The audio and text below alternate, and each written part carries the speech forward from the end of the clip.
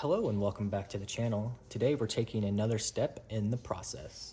We're going to be talking about buying and selling cards on tcgplayer.com. Starting out on tcgplayer.com, you're only allowed to sell 50 items, but you can buy as much as you want. So to start building inventory, you need to find cards that you can buy low and sell high. That's the name of the business. I bought this Dark Slowbro right here for $6. I resold it for $10.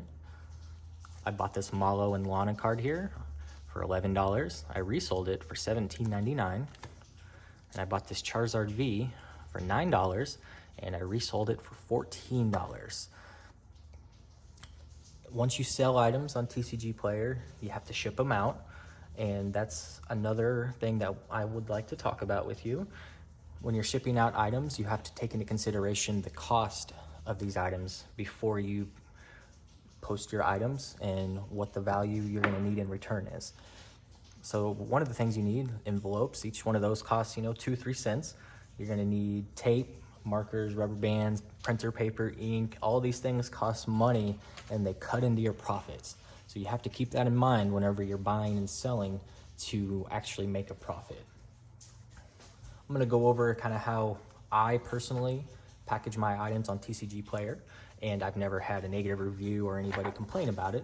So it might give you guys an idea of what you need to do once you actually sell something. Here we have an invoice for my Malo and Lana card. It's $17.99.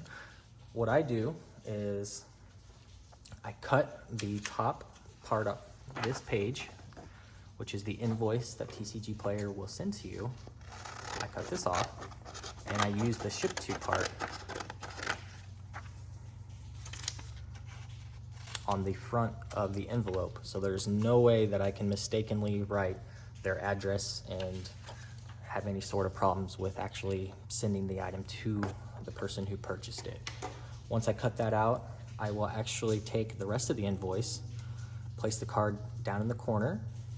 After I place the card down in the corner, I will actually fold it over.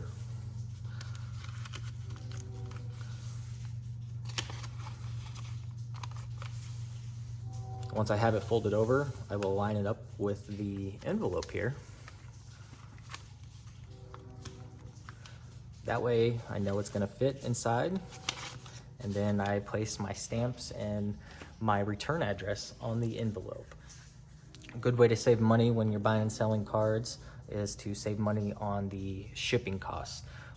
Whenever you're using stamps and plain white envelopes, you can buy stamps on eBay and Amazon for around 33 cents a piece for whatever stamps. If you go to the post office, each one of those stamps is going to cost you 55 cents.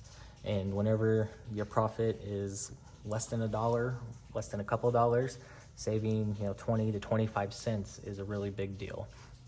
And we always want to save money and make as much profit as we can. And even though we want to make as much profit as possible, there's good ways to do things and there's bad ways to do things.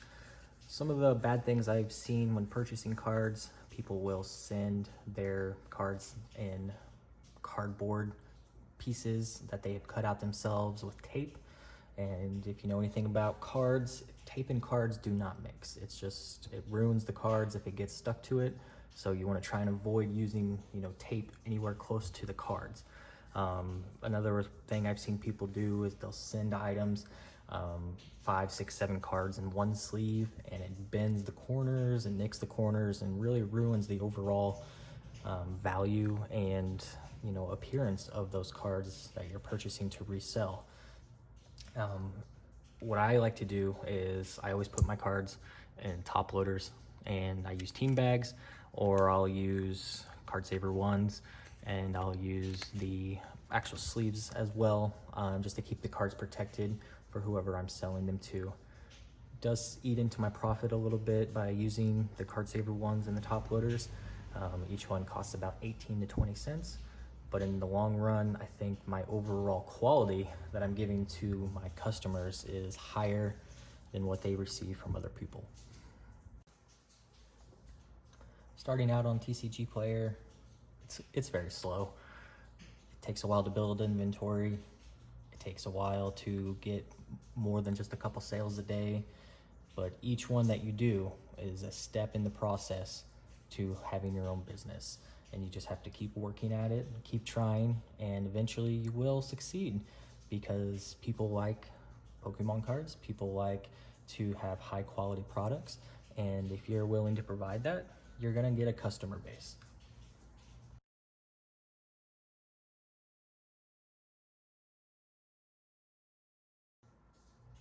I want to thank you all for watching my video tonight, and if you have any comments, concerns, anything you'd like to say, go ahead and leave a comment down in the comments section, and I'll get back to you as soon as I can.